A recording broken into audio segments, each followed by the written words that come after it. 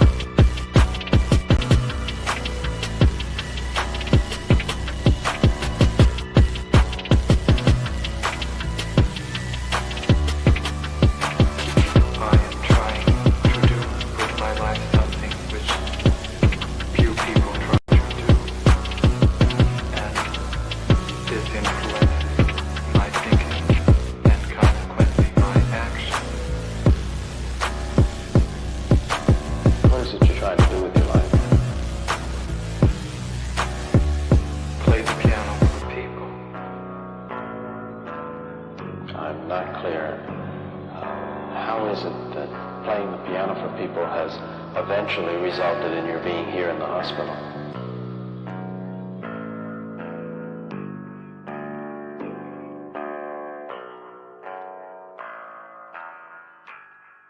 That's difficult to answer.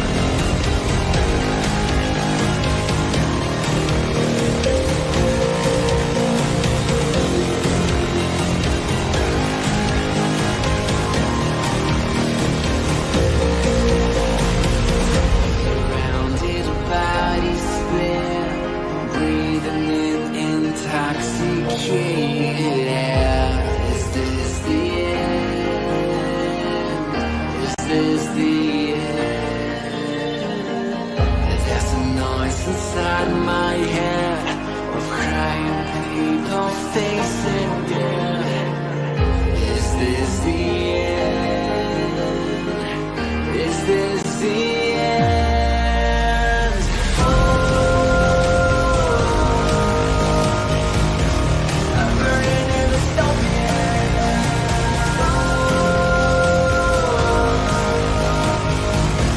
There's no place to hide.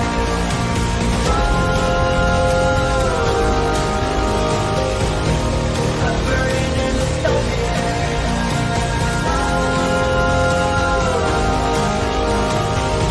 This is the final time. What have we done to the world?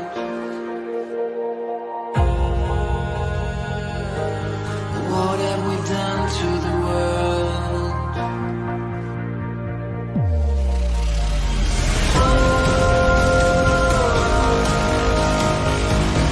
I'm burning in the stone.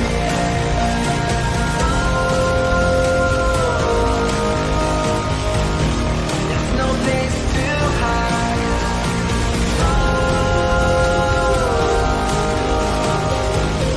I'm burning in the stone. This is the final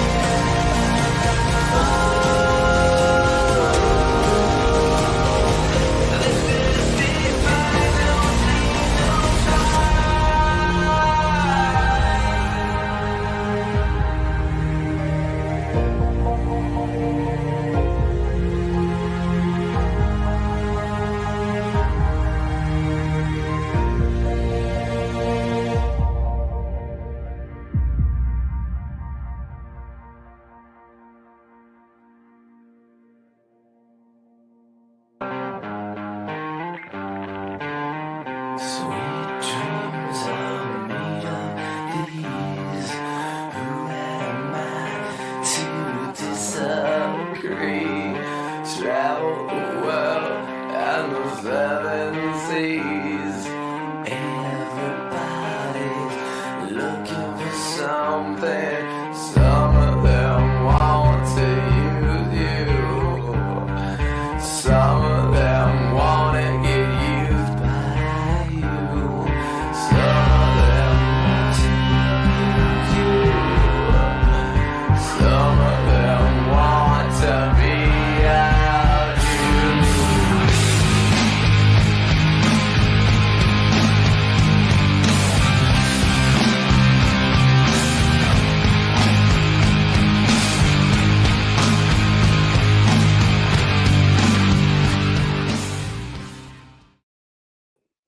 Oh, there we go. Hey guys, what's up? Welcome to The Cult. This is a show I do on YouTube, Rumble, Kick, and wherever else I happen to be streaming on any given day, where we talk about what's going on with the far left in this country. We talk about culture. We talk about creativity. And I'm super, super stoked to have my guest today joining us for a little while, because I don't know if you guys know, I am a big fan of writing books. And this year, I really doubled down on writing books because I was looking around the entire leftist ecosystem. And one of the things that I kind of started to figure out is revolutionary bookstores and socialist book publishing is more prolific in this country than I think people have any idea. If you Google revolutionary or radical bookstore in a city near you, you will find a hub of socialist activity, organizing, meetups, educational events, all that stuff. And so I was looking around at all these socialist book publishers and all of these revolutionary bookstores going, why aren't more people on our side writing books? We need to be writing books. We need to be documenting this time period. We need to be telling our stories. We need to be putting our perspective out there. And so I've already banged out 4 books this year because I got really motivated for a little while. And we've got many more coming. But the reason that I'm so excited about our guest today is he also believes in the power of writing books. and I'm a big fan of his work. He is the co-author of Unhumans. He is also written here. I'll pull up his books up on the screen so you can see him. He is waiting backstage right now. Well, he is the co-author of Unhumans with Jack Posobiec, which is an awesome book. Many people in my community have really enjoyed this, but he is prolific in his writing. He's got a couple books out. So good they call you fake, command attention, monetize your talent stack, and become the uncontested authority in your niche. And this one's so good they call you a fascist, why bad reviews from bad people are good reviews. And I'm really excited to have him joining us for a chat today. Joshua Lisec, welcome back. So happy to have you here. Thank you, Karlyn. It's good to be back here. Yeah, well, I appreciate you joining us. You know, we have a ton of creatives in my community. A lot of people in my community actually write fiction. And so I'm always kind of encouraging people to, like, you know, tell our stories, get our ideas out there. And you're one of those people that's kind of like constantly banging the drum on Twitter about the importance of writing books. Why do you think it's so important that we be writing books? I was chatting with somebody today, and I used a new word that I think is appropriate for authorship. And that word, we're going to call it indensify. So that is to make something dense from within. And when you author a book, what you are doing is you're capturing the celestial dust cloud of your anecdotes, your experiences, your insights, your wisdom, your wins, your losses, your trials, tragedies, triumphs, and tribulations. And you're packing them into this dense, beautiful ball called a book. Not a circular one, but of course a rectangular shaped object. And by giving your book, by promoting your book, by selling your book to others, you are taking this mass, this dense mass of your wisdom, and you're allowing that to be transmitted to someone else. And the more persuasively, the more emotionally compellingly, even the more hypnotically one writes one's nonfiction books, the easier the beliefs are transmitted from one person to another. What we've noticed about the left since the beginning, frankly, of the printing press era, those people who are serious about getting their ideas into the heads of others and causing them to live a certain way, they've used books. And of course, as you pointed out, nowadays, those who would consider themselves gleefully among the far left, the socialists, the democratic socialists, the revolutionaries, the green communists, whatever they want to call themselves, progressives even, they're both writing, reading, consuming, they're doing all of these things with books. And they're not just doing it with politics and current affairs books.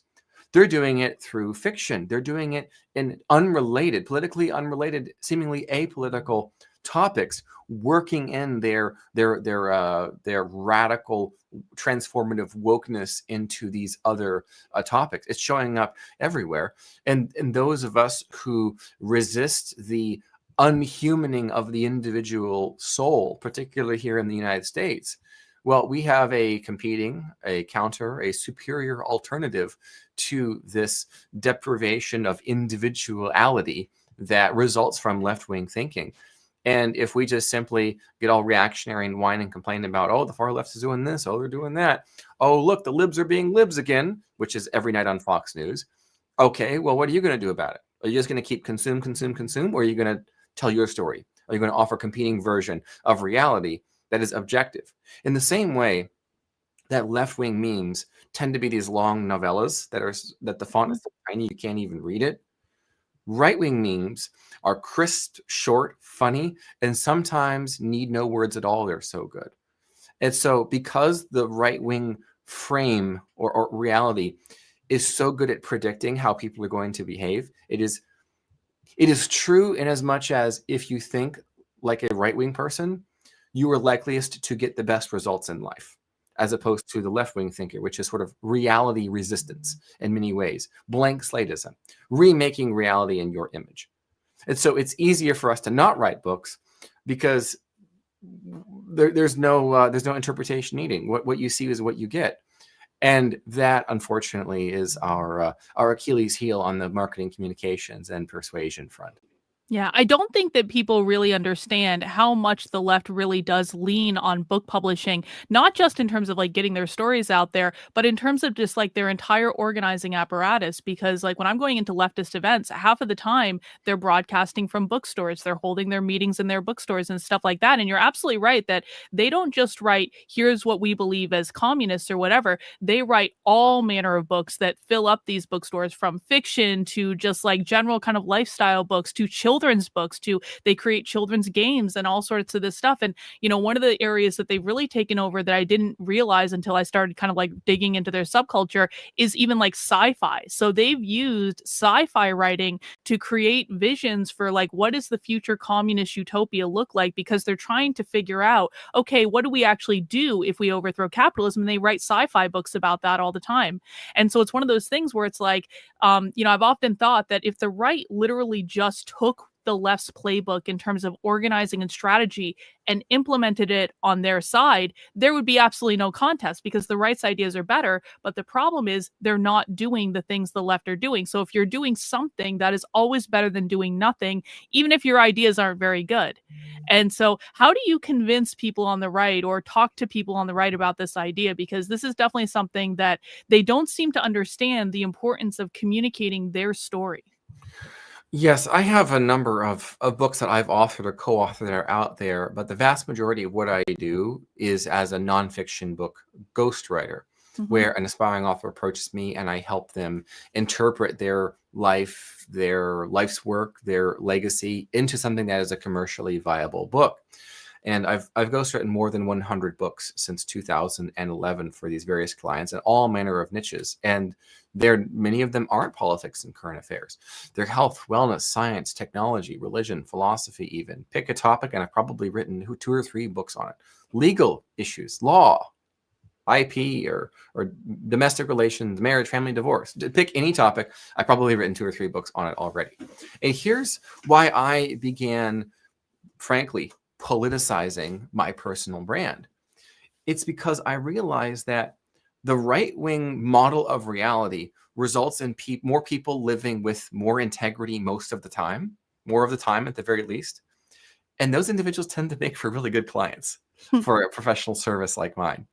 And so I organically became the right-wing ghostwriter, frankly. So there's a number of individuals that we are all familiar with whose books I have ghostwritten. I've collaborated with them in some way, and so now they have, or they will soon have, books coming out. And it may not even be a politics and current affairs topic. It might be a memoir mashup where we take episodes of their story and they illustrate the Americanist ethos, let's say, or it casts a compelling America first, truly aligned vision for their specific industry. So the reality-based right-wing worldview is being transmitted into these spheres of influence where it's not typically seen. And it's these sort of, you could call them like conservative books, but they're not really conservative books. They don't wax, wane, whine, and complain about Obamacare circa 2010, 2011. They paint a compelling vision, but they're not necessarily picked up as, oh, look, these are MAGA books. It's just a good book. It just so happens to communicate these things. We spot it when the really cyber woke people do it with sci-fi or with parenting advice. A lot of family and relationships mainstream books now are being assaulted by fourth wave intersectional feminism as if like it's normal. And this is what the experts are all saying about how to be this type of non-gendered parenting model and how boys and girls are effectively the same. And in order to right the balance of power in this country, you need to parent your girls like they're traditionally boys and boys like they're traditionally girls. And this is explicitly being communicated. This unhumaning of children is happening in mainstream best-selling parenting books, family and relationship books, dating and marriage books. Of course, they can't say marriage. They have to say like partnership or something like that. Part of the dismantling of the cultural institutions. And so this is all happening in all domains of reality. And meanwhile, many mainstream conservatives are over here twiddling their thumbs, complaining about whatever was the Tea Party agenda in 2008. So enter people like me to fix that. Yeah, and I definitely very much appreciate that. And one of the things I appreciate you is I think you're a very thoughtful writer, and I think you bring an artfulness to what you do. And I think a lot of times when I look on the right, they just want to like list out the facts, and it's almost like a dry kind of like generic thing because I don't think that the right is as naturally creative as kind of the left is. And one of the things I've thought a lot about, I'm working on a book about queer Marxism right now, and like just the development and the evolution of that whole ideology. And I don't want it to just be like, here's what happened. Here's a series of events and dates and things like that. I want it to be like an artfully written story that draws the reader in, almost like a cinematic thing where they feel compelled as part of the story to be like, oh, what happens next? I want to know where this is going and what dystopian reality is it taking us into now. How do you think about that sort of thing when you're writing a book? You figured it out, Karlyn. This is sort of the little rule that is best followed. It's true most of the time. Good fiction reads like nonfiction, and good nonfiction reads like fiction. Yeah. Ideally, it's true. It's factual. It's correct, and as much as you can surmise. And this is what I did with the Unhumans book that I did with Jack Posobiec, where we looked at other books on communism and on far left-wing movements, revolutionary movements, and sort of Trojan horse activism where, oh, well, look, we're with these friendly progressives and socialists and Democrats spreading the social gospel.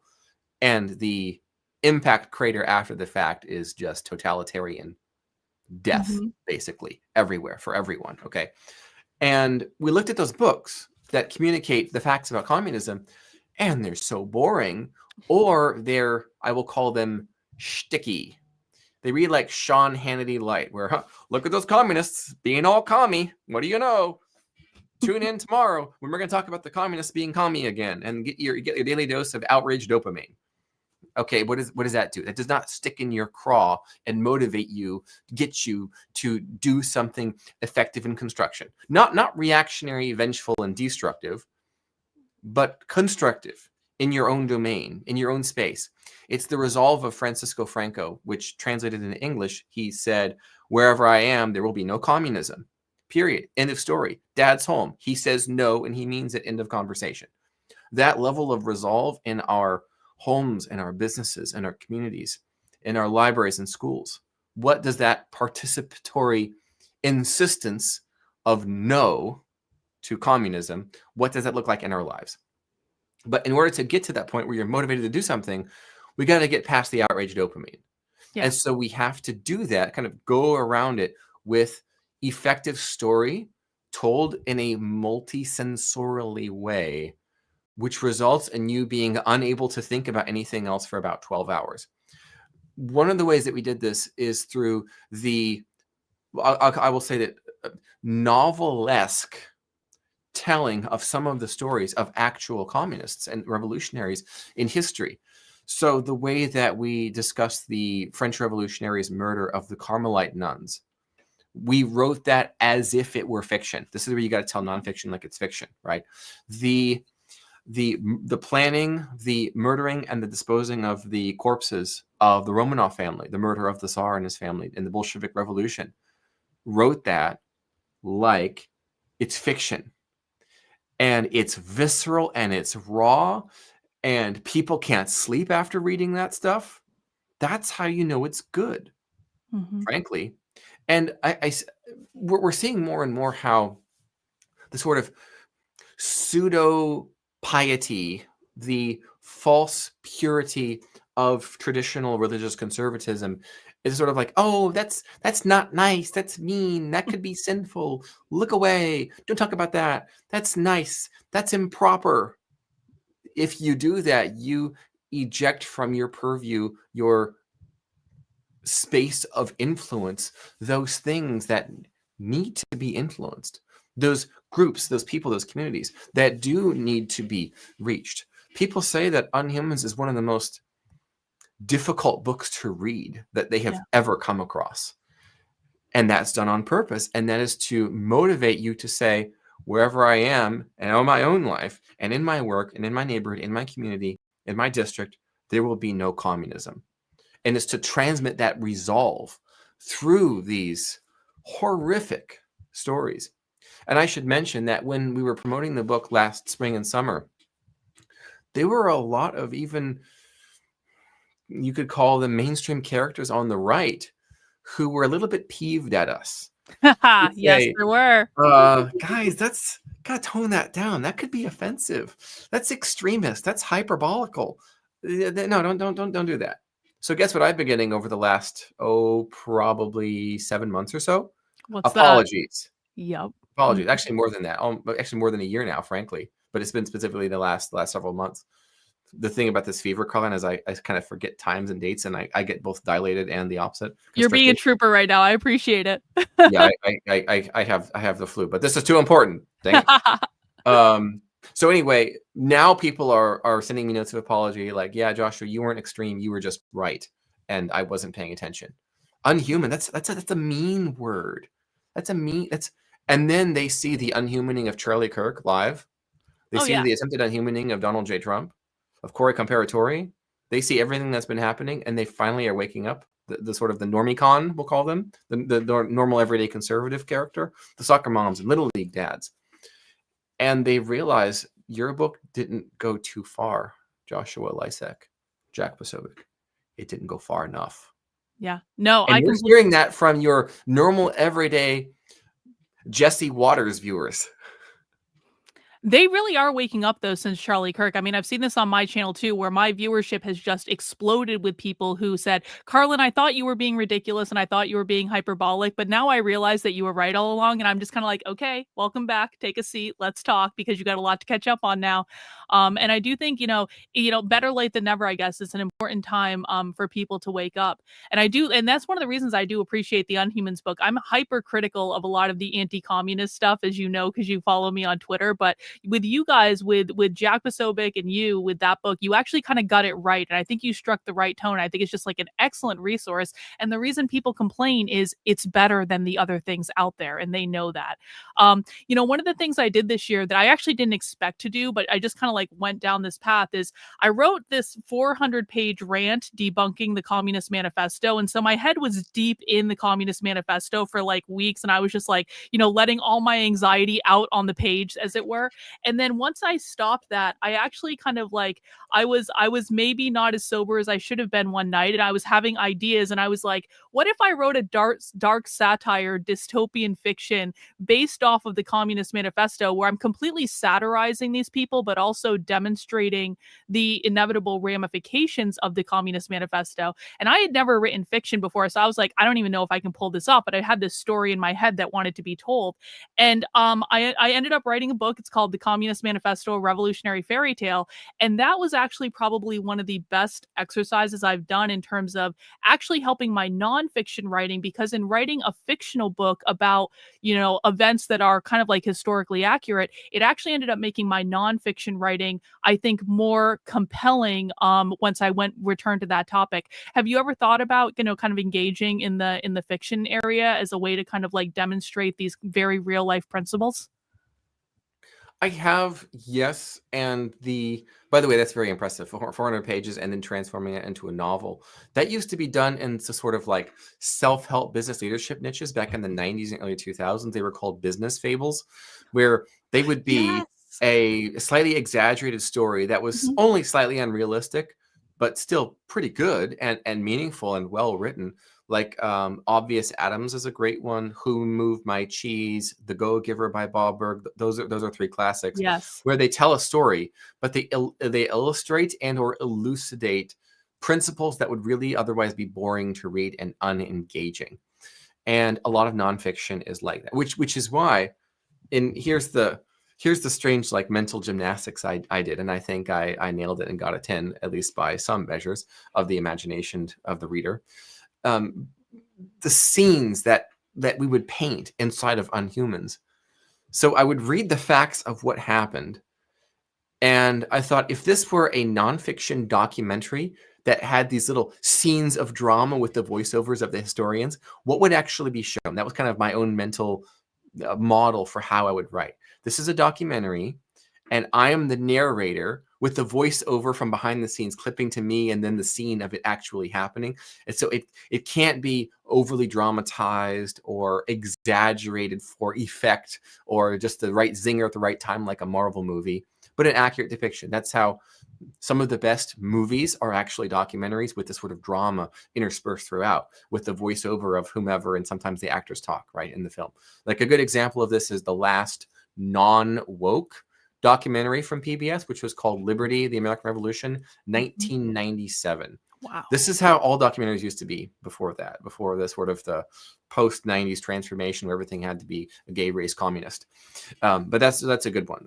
Liberty, 1997, exclamation point after Liberty. That gave me a little bit of the experience of witnessing how it's done right. So when I was writing, and there's one that's just like a horrific R-rated comedy of errors when the Soviets are attempting to dispose of the Romanov family's bodies. And I went into intense and immense detail in those sections.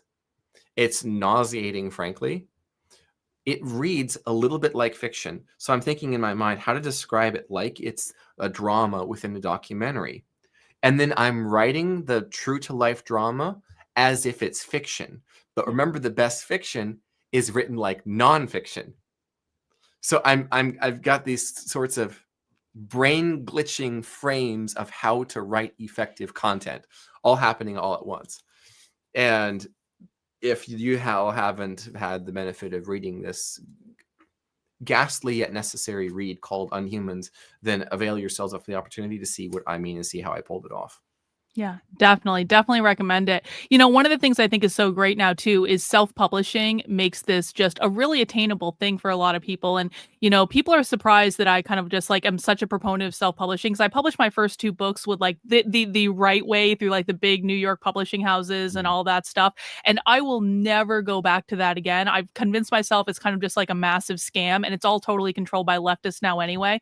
And one of the things I think is so cool about self-publishing is I feel like it's opened up my creative bounds to really say, I can write a book about this or that. Like literally any topic that I want to, that I'm interested in at any given time, I can sit down and actually write a book about and just get it out there like that. And it's just like, it's done and it's already out to the community. How do you feel about, self-publishing and the role that plays? I've had positive experience with both traditional publishing and self-publishing. You're correct that mainstream, let's say big 5 publishing is it's within the infiltrated and subverted domain of the far left. Mm-hmm. You've got agents and you've got acquisitions editors who are explicitly and specifically saying on their pages, if you're a straight white male, we don't want your stuff, period. If your book has climate justice, queer Marxist, proto-communist, if it has neo-socialist, all these sort of weird adjectives thrown in there for whatever reason. If it's an intersectional, let's say, trans femme, whatever the heck, we want your book. And it's like, question, what about selling this stuff? Yeah. Does anybody want to buy this? And it's like this whole conservative thing of get woke, go broke. That is the point. The point is that it not make money. It is propaganda that they're investing in. Only 1 out of 10 books on average make the publisher any money, and they make up for the previous 9 bombs. But the reason many such books don't make any money is because they're not supposed to. It is a way of fundraising for propaganda. That's why you see these commercially successful authors, be it in fiction like James Patterson, Danielle Steele, James Rollins. Let's just pick your sort of normie friendly fiction. And then over in nonfiction like a Robert Greene or, dare I say, a Jordan Peterson. And there's a reason those authors keep releasing books. It's a way of funding the far left-wing intersectional communist propaganda. Cultural Marxism, we also call it, I think is a good way of explaining it. You famously coined the term gain of function Marxism, which I think is the better way of thinking of sort of the new Marxist model, which is less about the socio-economics and it's about the cultural aspects, which ultimately gets back to that same capitalist versus anti-capitalist, haves versus have-nots, and it kind of ends up going in a strange circle. All that to say, if you want to be successful as an author, the question is not, should I try to get a book deal from a right-wing accepting publisher or should I self-publish? The most important thing is, how do I build an audience? Or what is my platform? If I release a book now, regardless of who publishes it, Am I going to sell any copies? How am I going to sell copies? How am I going to get to my first 1,000 copies sold, which is the most important benchmark, most important milestone for a first time or even a second time author if your first book was not super commercially successful. How do you get to 1,000 copies sold? That is the most important thing to be asking. And if your first thought is not 1,000 copies, I can sell that when one email to my list telling them that I have a new book out. If that's not your situation, you have some work to do before you release a book. Yeah. Well, I know you're not feeling great, so I do want to keep the interview rather concise, but I have to take advantage of you being here to talk about this topic, and maybe you not feeling well is actually going to be good for me. I want to talk about AI. And I've got 2 ginger teas and a lemon tea, so I'm surviving at the moment. Excellent. Well, let's talk about AI, because for me, okay, so I am completely against using AI to completely write a book. I think AI writing sucks. It's very obvious that it's AI. We can all tell all that stuff. That being said, I do think that for me, AI has been kind of like a godsend in terms of being able to research books. I used AI to teach me how to write fiction when I was trying to figure out how do I take this story in my head and put it on the paper. I've used AI to help me brainstorm things. I've used AI to help me put information together that maybe would have taken me longer to kind of figure out if I was doing it on my own. I just think, and I mean, let's talk about editing, copy editing, all that stuff. I'm the worst proofreader in the history of humanity, and so that's been a godsend for me as well. And so I think that in terms of writing books, AI has helped me to produce, I think, better books in a shorter period of time than I would otherwise be able to produce, while still doing the writing on my own and obviously still double checking every single thing that AI tells me, because it gets things wrong all the time. How do you feel about how authors should incorporate AI into their process, or should they? The best use for AI, I think, is in the behind the curtain sort of mock-up and or brainstorming stage of things, where you're doing some initial research or you're attempting to put together an outline. You've got some random ideas. Say, can you turn this into a list of, if this were a 14-chapter book, what would the chapters be? And often in this brainstorming sort of conversational strategizing process, the AI output is terrible ideas. But the terrible idea makes you go, oh, that gives me a good idea. And that process, it shortens so much that has to be done mentally and or manually. It allows you to, of course, sort of speed run the preparation and planning process to get right to the good stuff. And with an output rate like mine, the productivity like mine with all the books that I do, I'm co-authoring books and ghostwriting books. I'm looking to save time wherever and whenever I can, but I can't have AI just write me a chapter for this client on X, Y, Z topic. That's not going to fly. Because also, not just is it not copyright protected, it reads like it's written by AI, and so it's actually slower to edit the AI output than to just sort of write it from scratch myself. You see, but the research and the brainstorming and the planning and the preparation that can be helpful. The less experience you have writing books, the more helpful AI will be, frankly. And then coming up with some mock-up book covers, that can also be really helpful. Yes. But I will just say that if it's done by AI, it's going to look like it was. So you can come up with some mock-ups and some brainstorms and some ideas, but get a real human to design the cover. Maybe you've got 5, 2, 6, 12 covers you kind of like the AI came up with, but they all look like they're AI. Mm-hmm. Show those to a human designer who knows how to pull this stuff off and say, I like this, I kind of like this, kind of like this, but I don't know. They look like they're AI. They can come up with something that is human designed and looks good and incorporates the vision that you originally had. That would have been slower for you to communicate. Well, I want a cover that makes me feel like, I hear that one a lot. Very, very annoying. Okay, well, what do it look like? I don't know. I just want to look at it and feel like it's just, but what do you, well, I like blue. Not helpful. But having the AI sort of teammate there to come up with some mock-ups short circuits that whole process to get right to the good stuff, or at least the bad stuff that tells you what the good stuff should be quickly, succinctly. Yeah. I think AI is great. And I agree with you totally about like AI spits out just a lot of garbage. And then I find like if I go through enough garbage with AI, every once in a while it just spits out an absolute gem at me. And I'm like, okay, that's the thing. And I think that you kind of get used to understanding, okay, this is all nonsense, but we're gonna get to that. We're gonna get to that piece eventually. And I think another thing that people in my community have used AI for is, especially for the fiction writers, they create images of the characters that they're writing, and they have like these storyboards that they hang up, or they help it helps them visualize kind of the scenes and all that stuff. And so I think it's an incredible tool. And I think that especially for people, it also kind of reminds me of the movie Finding Forrester. Do you remember that movie from like the early 2000s where, it was like William Forrester is this famous author, and he has this kid that he's mentoring, and he gives him his essay to write, and he says, just start typing my essay into the typewriter until you find your own voice. And so he starts by using exactly the same words, and then he just, like, in the process of doing that, he finds his own voice, he finds his own rhythm, he finds his own story. I kind of feel like AI is the same thing, where it can be something to like get you jumping off, because I think taking that first step for a lot of people is the most difficult part, and then you play off of it and you find your own voice in the process of creating it. Yes, that's true. When I began ghostwriting my early projects, I did put everything I could to figure out how to mimic the voice of the author. And over time, I realized that good author voices, good writing styles, they're all very similar. They could just be dialed, different aspects can be dialed up or down.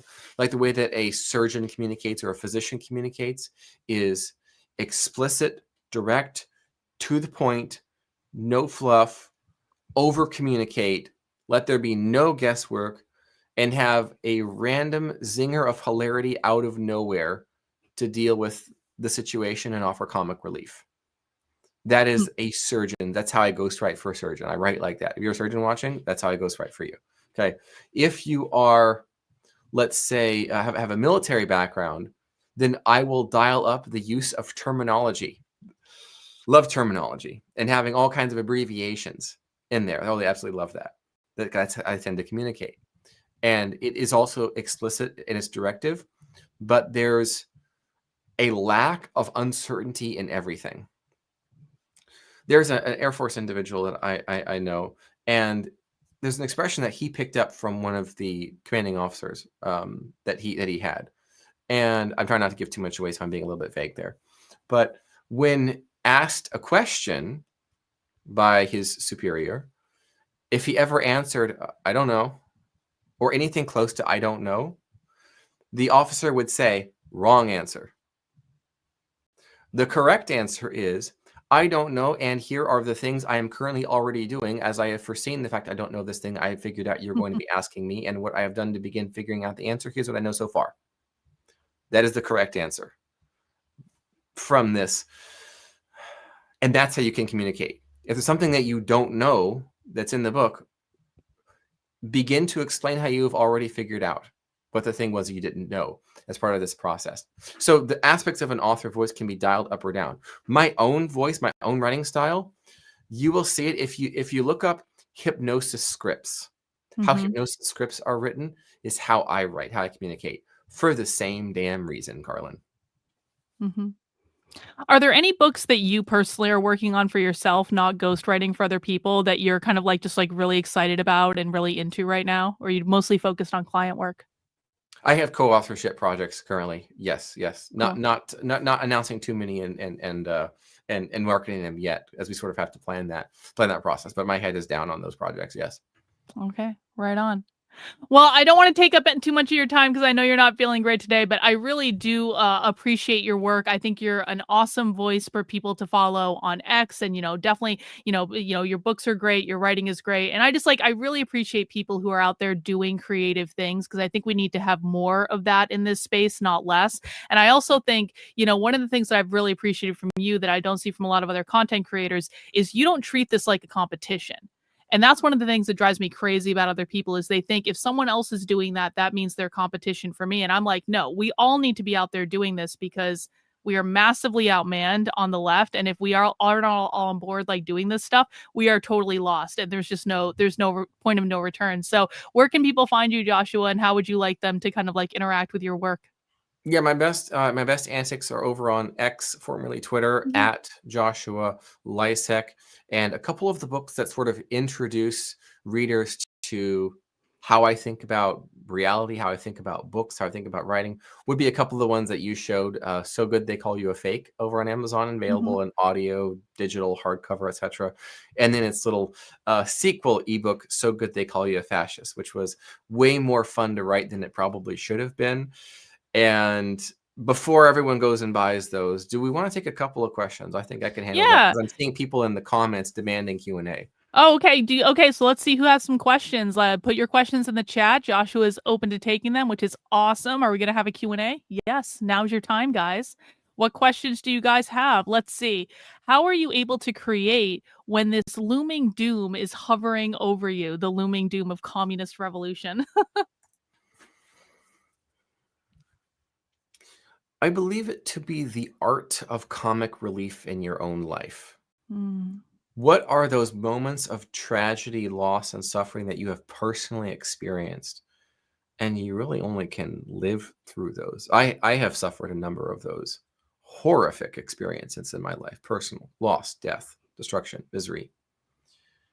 And within those contexts, if they don't break you, then they make you. Yes. And part of that experience you have after the fact is you don't take a whole lot of things as seriously as others do when you've really been through it. And so you can kind of roll your eyes at your own side when they are exaggerating, but you can also lock in when the time calls for it. And I don't want to, let's say, build up and self-aggrandize my own alleged emotional maturity here, as I am an unreliable narrator in my own life. And I think that's a result of ghostwriting so many Mhm. different worldviews and religious perspectives. When someone asks me, so what do you believe about XYZ, Joshua? I will say, well, let's see, the last person whose book I ghost wrote for, I said this for them. Oh, that's not a good way to answer that question. Whoops. I love it. I love it. Let's see. What keeps you going day to day? What drives you to continue creating when you face such opposition? I'm a father, and having a parental stake in the future of the United States of America has been transformative from my own perspective. I went from being like kind of wimpy, libby libertarian to what I would call myself a nationalist now.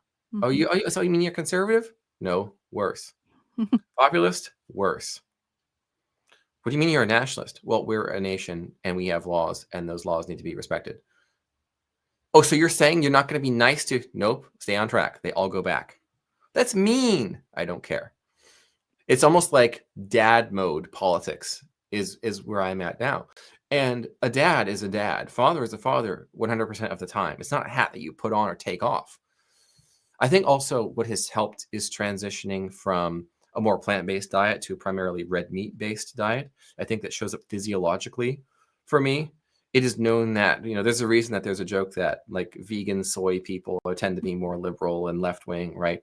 And then the steak and eggs people are more right-wing. Oh, I think that's actually true. When you eat what your body needs, it's sort of a bottom-up process of from body to brain positive transformation. And so your tolerance for bull decreases significantly, and it's a lot easier to say no, including to yourself, Hmm. and distractions and time wasters. You just say, no, I'm not doing that.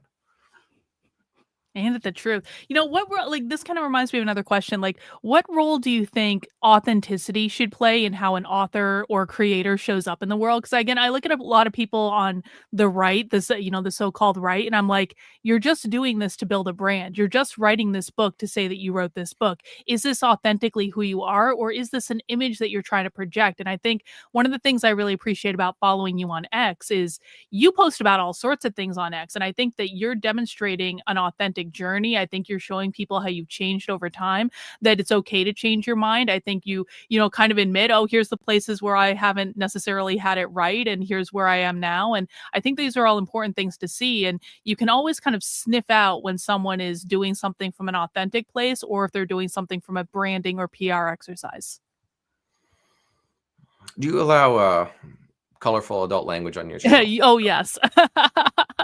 So a number of years ago, there was a gentleman that I consider a mentor.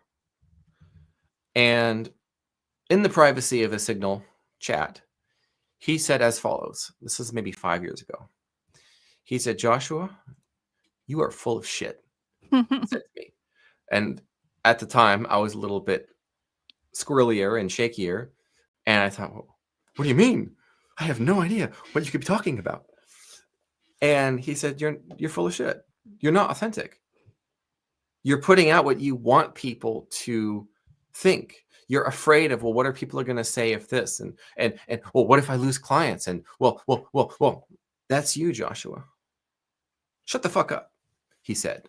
He's from a country where it's okay to talk that way, like normally, right? And he said, this was at the time my client, and I consider him a friend and also a mentor, but separately, not the same character. Scott Adams, he shared very publicly the death of his stepson, and he grieved very publicly over that, and he hid nothing from his audience over that experience for days, weeks, months, years, even everything he was thinking and feeling. And he said, Joshua, that's how to be authentic. If you can do that, you are not full of shit. And he checked in with me a few months ago, and he said, you're a lot less full of shit now than you were back then, Joshua, he said to me. And so that sort of advice to be a three-dimensional person who overshares what some would consider overshare. Oh, that's private. It's not to make a spectacle of it. It's to show reality for what it is and your own reality. There are some things that are meant to be private, of course. I said that everything is a photo op in a world of 24/7 smartphone cameras. So there are some things that I do not record, I do not show. Obviously, things related to my children, of course, and other things. That said, there's more that I would have been comfortable sharing because what are people going to think? Now my response is, what are people going to think? Oh, I love that. I love it so much, like, I mean, and it's so true though. I think you really have to kind of go through like a process of like, kind of like hitting a low point to the point where you're just like, I don't care anymore. And now I'm just doing this for fun. And now I'm going to poke a little bit and I'm going to see what happens. And it's one of the most like liberating things that can happen to a person. And I think like for me, I went through I went, I always said if I was going to do this internet thing, I was going to be an authentic human being and I was going to illustrate an authentic human experience, the ups, the downs, the highs and the lows and all of it. And that was going to be my first priority. Man, did that get me attacked though. And every vulnerable moment that I've ever expressed on the internet has been used against me and twisted and all of this stuff. And so you go through a really dark place with that where you're like, did I make the right decision or should I have just gone along with the narrative talking points or the brand or whatever else? But now that I've been doing this for some time and I'm kind of on the other side of it, I'm like, there was no other way to do this. Like I had to go through this journey to be able to do what I'm doing now and express things in the way I wanted to express them. And it's such a relief when you're just like, I truly don't care what you think. The people who want to be around me and want to subscribe to this value set, they're going to come. And the ones that don't, they're going to show themselves out. And it's fine because there are more than enough people in the world for all of us. That's right. Yes. And something else that I learned from, I've had a number of clients who've had scandals over the years come and eat them alive. And it was because they were afraid of people finding out. They hid. They did what they could to hid. And it was like Adam with the fig leaves in the garden and God calls for him, right? Whether you believe that's metaphorically, metaphysically, literally, or historically true, doesn't really matter. The point is, my model for embarrassment is something like, I'm going to go into my closet and I'm going to bring my skeletons out and I'm going to make those fuckers dance for you. I love it. I love it. Maybe we have one last question here from Emma. What would you like to see happen in this push against queer Marxism and communism and the left? The reactionary nature of the right, unfortunately, because we're the people who just want to be left alone, go away, let us do whatever we want. The problem with that approach is it puts you in the bullies world. See, the issue with bullies who show up on the playground, you're just doing your own thing, and along comes a troublemaker to agitate and cause problems. And because you're so focused on living your life and not defending yourself, not having that sheepdog way about you, what will happen is you let the bully slide too far, too far. Oh, that's too far. And then he goes further. Too far. Oh, that's not acceptable. Goes further. Please stop. Just make it stop. They go further. And then somebody snaps. And the result of that is catastrophe, sometimes of global proportions, what we've seen in history, when the right becomes reactionary, as opposed to dangerously defensive of what matters. One of the reasons we uphold Francisco Franco as an example of this is he led a proper right-wing revolution in the context of a revolutionary war. We're not calling for right-wing squads to gather arms and run militias, okay? It's more about the spirit of it. It was, no, we're not going to tolerate this. What kind of society do we want? We want a safe, peaceful, happy society where kids are safe on the streets. So no communist Soviet soldiers running around bayoneting priests in church. That was the vision for his society Franco had. A prosperous economy that avoided the World War pretty much completely. Well, everyone was begging him to participate. No, we're not doing that. Dad mode. True patriarchy, Francisco Franco. And that perspective, that vision for what do we want? What do we not want? What do we not want? Well, what do we not want? I mean, what we want, right? Play the little mind game. That's the trick from hypnosis. What do you not want? Well, if you didn't want that, what wouldn't you not want instead of not wanting that? What? You can glitch the brain to get to what they actually want, to tell the truth. Stop being full of shit, people. And it's a vision. It's a compelling vision. It's not, I want to be left alone, go away. That's a negative. That's a not, a can't, a don't, a won't, a shouldn't. Well, what do you want instead? What kind of world do you want to create? My own personal political philosophy, I call middle-class nationalism. And the way that I describe that is with a vision. And the vision is very simply that American middle-class families, mom and dad can afford to stay home with the kids can go out on the sidewalks and be safe in the dark playing, where dad can afford to take the family vacation a couple of times a year, and when they go out to eat on the vacation, nobody's worried about the prices on the menu. That is my vision for the United States of America. That is middle class nationalism, and that's what I'm doing all of this for. I love that. I love that. I hope that came through. It looks like your signal's breaking up a little bit on my end. I think that's on your end, but I'm not quite sure. But that's okay, because I think I think we can kind of like wrap it there. We still have him? Is he still here? Yeah, I'm still here. Okay, cool. Well, Joshua, I want to thank you for spending some time with us today. Really great chat. I know we all appreciate your insight. Again, everyone, please make sure you follow Joshua on X and all that stuff. And, I've got a couple announcements to make, but we're going to let you go because you're not feeling great. And so we're all going to send you positive vibes that you're feeling a little bit better. And, looking forward to having you back sometime in the future. Thank you, Karlyn. I'm going to go find the nearest wastebasket now. Thank you, Joshua. Have a good one. Feel better, okay? Thank you. Good night, all. All right. Well, guys, I do have a couple more announcements. What a trooper he is. What a trooper he is. He wasn't feeling great. I know that he was feeling okay earlier in the day, and then, as flus tend to do, it hit him all at once, and he said, "Karlyn, I can't stay on for as long as I told you I was going to come on." This is like 10 minutes before the stream. And I was like, "No, that's okay, Joshua. We're going to get it in." And I love that he just wanted to stay and just answer a couple extra questions. One of the coolest dudes on Twitter, guys. Honestly, he's a real one. I really appreciate him. Anyway, I've got a couple other announcements to make before we kind of wrap up the stream, because don't worry, guys. This is but the first stream of the day. There's going to be another stream, except that it's going to be a spy stream. So tonight we are going inside a live leftist organizing meeting. This is a supporter exclusive spy stream. This is open to supporters who are members of my main Substack. That is Karlyn, KARLYN.substack.com. You can find it if you're a supporter on Locals, on Patreon, a Twitter subscriber, or a YouTube channel member. So if you're a YouTube channel member, this will be in the community or the post tab.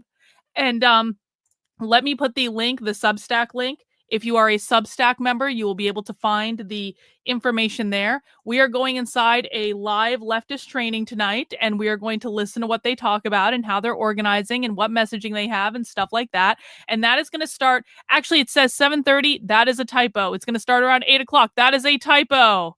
That is a typo. It is going to start around 8 o'clock, people. I make typos as well. I didn't have the AI proofread this one for me, but it will start around 8 p.m. tonight. And so we will be doing that, and I will be back for that. And then, you know what? If there is riot and protest coverage, we'll do that too. But we're going to do our spy stream first. Yes, everything is in Eastern time. Guys, please make sure you have mounted the like button on the way out the door if you appreciate that interview. That was a little bit shorter than it was supposed to be because we are he wasn't feeling great. And, we're blessed to just have the amount of time that we had because he's a busy dude. But I appreciate everyone coming out today. We will do our spy stream around 8 p.m. If there is protest coverage tonight, to join my Substack, you literally just go and you subscribe and you join. The link is in the chat, bro. Follow the link in the chat. But I will see you guys for spy stream later. I will see you guys maybe later for protest coverage. We'll have to see what's going on. And thank you guys for hanging out with me. I really appreciate it. We'll see you.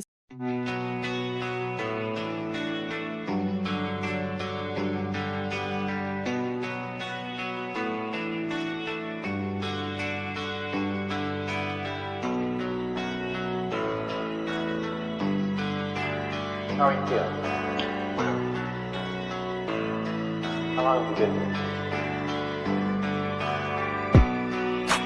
3 months, May 17th. And what brought you? That's difficult to answer.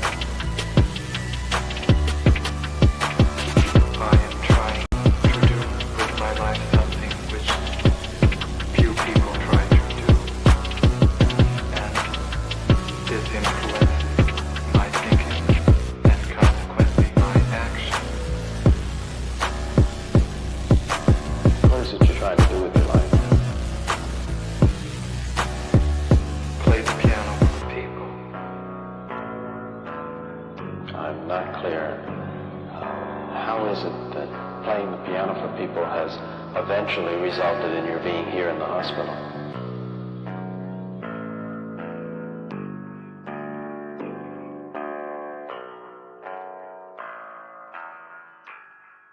That's difficult to answer.